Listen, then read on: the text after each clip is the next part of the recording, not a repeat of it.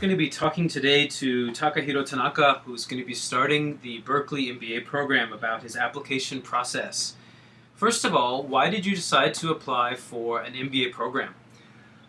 Okay, I spent 2.5 years in Qatar from January 2010 to May 2012, and I strongly felt Japan has to enhance its global competitiveness, and also I felt that I have to enhance my global competitiveness, and I decided to join the first year US MBA program in order to bring the world-class best practice into Japan. Great. So why Berkeley Haas? I have three reasons for this.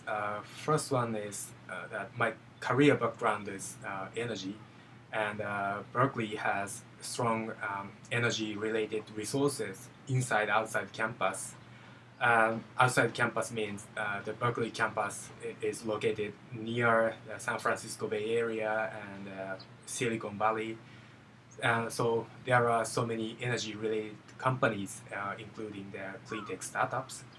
The second reason is that I felt strong cultural fit with Berkeley. You know, Berkeley has 5 defining principles. Among them, there is a principle which is confidence without attitude. I felt strong fit with that phrase, and when I visited campus, the campus was filled with the liberal culture. I also loved that atmosphere. The third point is the San Francisco Bay Area's quality of life. I'm going to bring my family, my wife and little daughter, who is now 7 months old. So, and we will stay there for 2 years. So the quality of life is very important for my family. Nice. I think you're going to have a great time. Yeah.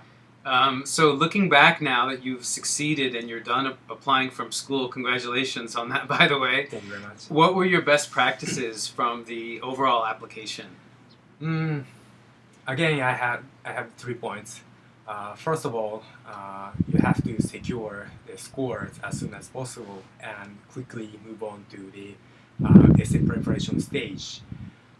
In my case, I finished GMAT in February, which was lucky, and I finished TOEFL in April, which was also lucky, and I quickly knocked the Beans Prep's door and started making the resumes and essays.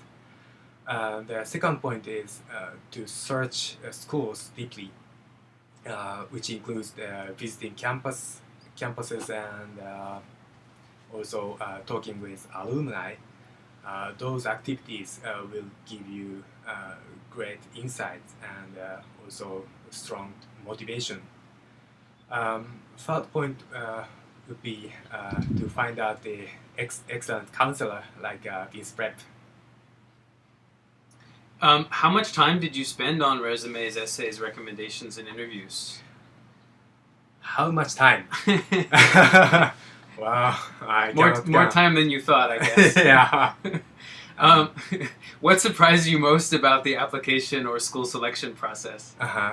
I would say question the myth. It's important to get information as much as possible during the application process, but there are also many myths.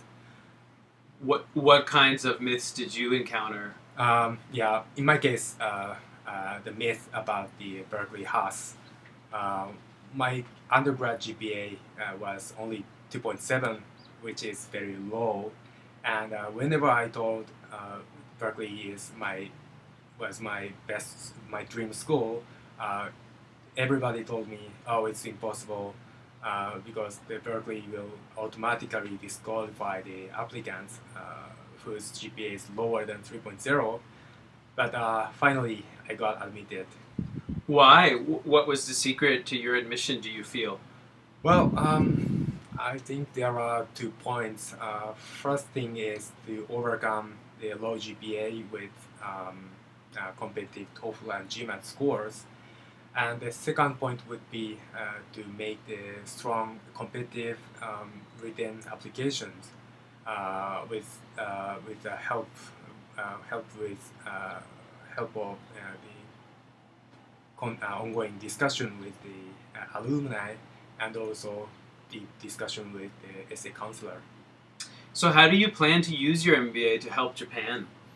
Yeah, I'm going to enhance Japan's competitiveness by connecting the global best practices and Japan's advanced technologies. What's the first step? Right after MBA, I'm going to work for global energy leader and outside Japan. What will you do next? Well, then I will bring the global best practices into Japan and connect it into Japan during Meiji period. So for those of us watching who are not in Japan or don't know much about Japanese history, what is the Meiji period? Yeah, Meiji period is around 150 years ago. At that time, Japan started to open its country to outside, and at that time, Japanese people went outside to study the advanced standards in Europe or America, and they brought the global standard into Japan. But the big difference between Meiji period and now is that during Meiji period, Japanese people just imitated the Western ways and denied its traditional ways. But now Japan has advanced cutting edge technologies, so we can connect the world best practice and its technology. And especially in my case, I will do it in the energy sector. So overall, do you feel optimistic or pessimistic about the future? Yes, I'm a little bit pessimistic about Japan's future.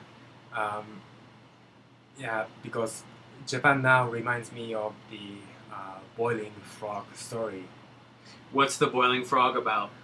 Yeah, I mean, people don't do not react to gradual environmental changes, but and we don't realize the changes until it becomes too late.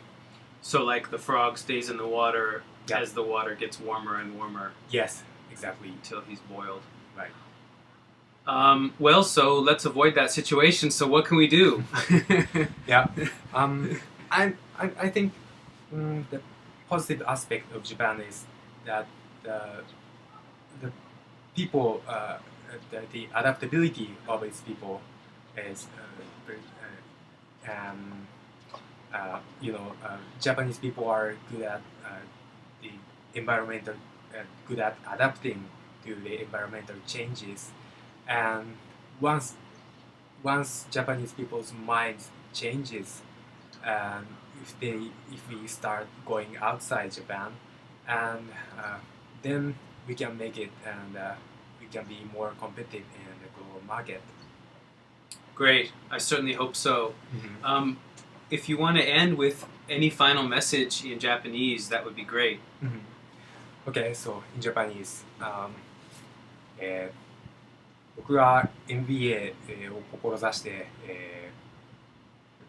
アプリケーションのプロセスを始めたとき、僕はいわゆる三重苦と呼ばれる状態で、いわゆるそのロー GPA、オーバーエイジ、それからノンスポンサーシっていう厳しい状態で始めたんですが、自分の情熱を信じて、自分を信じて、それからカウンセラーを信じて、走り抜けた結果、バークレーの都市伝説を最終的には乗り越えてですね、夢をつかむことができましたので、皆さんも自分のファッションを信じて、頑張ってください。応援してます。Thank you very much. Welcome.